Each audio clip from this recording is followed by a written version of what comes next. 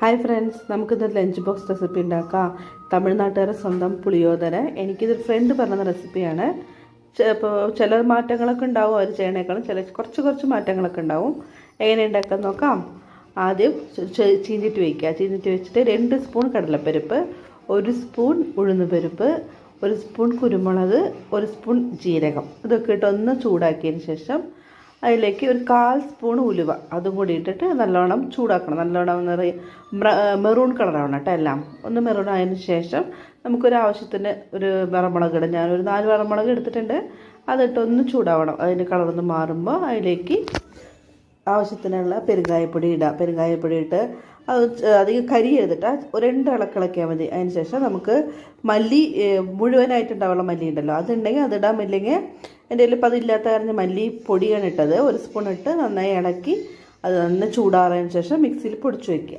അതിന് ശേഷം നമുക്ക് അടുത്തത് വന്നിട്ട് ചീഞ്ചട്ടിയിൽ എണ്ണ ഒഴിച്ചിട്ട് അത് 1 സ്പൂൺ കടുകിടാം. 1 സ്പൂൺ കടുകിട്ട് അത് പൊട്ടിയതിന് ശേഷം കുറച്ച് കടലപ്പരിപ്പും ഉഴുന്നുപരിപ്പും കൂടി ഇട്ട് നന്നായി അതിന് ഒരു ബ്രൗൺ കളർ ആക്കിയതിന് ശേഷം നമുക്ക് അതിലേക്ക് കറിവേപ്പില, 1 വറമുളക്, 1 2 അധികം വേണമെന്നില്ല, 1 2 വറമുളക് ഇട്ട് നന്നായി ചൂടാക്കുക. നല്ല അതിൻ്റെ കളറൊക്കെ മുളകിൻ്റെ കളറും ഇതൊക്കെ മാറുമല്ലോ. ആ സമയത്ത് നമുക്ക് കുറച്ച് നല്ല കടല വന്നിട്ട് തൊലി കളഞ്ഞ നല്ല കടല കിട്ടുമല്ലോ, അത് വന്നിട്ട് അത് നമുക്ക് കുറച്ച് ഇട്ടിട്ട് നന്നായി ഒന്ന് ഇളക്കിയതിന് ശേഷം കുറച്ച് മഞ്ഞൾപ്പൊടി, കുറച്ച് ഉപ്പ്. ഞാൻ ഉപ്പിൻ്റെ വീഡിയോ ഉപ്പിട്ടത് എടുക്കാൻ മറന്നു.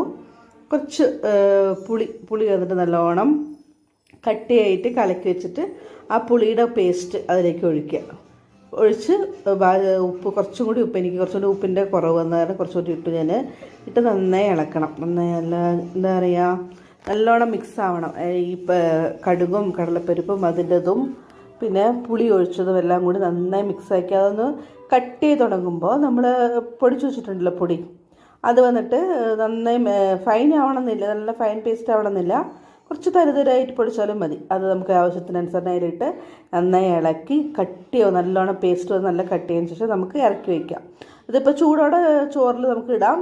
അധികം ചൂടാറണമെന്നൊന്നുമില്ല. അതിന് ശേഷം ചോറ് വന്നിട്ട് ആദ്യം വേവിച്ച് വെക്കണം. വേവിച്ച് വെച്ച് ചോറ് നല്ല ചൂടാറിന് ശേഷം മിക്സ് ആക്കുക. അല്ലെങ്കിൽ നമ്മൾ ചൂടോടെ ഈ ചോറും ഈ മിക്സ് പുളിയോദരയുടെ അത് മിക്സ് ആകുമ്പോൾ നമുക്ക് വന്നിട്ട് ചോറ് വേഗം കുഴഞ്ഞു പോകും. അതുകൊണ്ട് നല്ലോണം ചൂടാറിയ ചോറിലേക്ക് ഈ മിക്സ് ഇട്ട് നന്നായി എല്ലായിടത്തും നന്നായി ഇളക്കി നമുക്ക് വേണമെങ്കിൽ ആ പൊടി ഇനി നമുക്ക് ആവശ്യം കഴിച്ച് നോക്കിയിട്ട് പൊടി വന്നിട്ട് കുറവാണെങ്കിൽ നമുക്ക് കുറച്ചുകൂടി പൊടി ഇടാം, ഉപ്പ് ഇടണമെങ്കിൽ ഇടാം.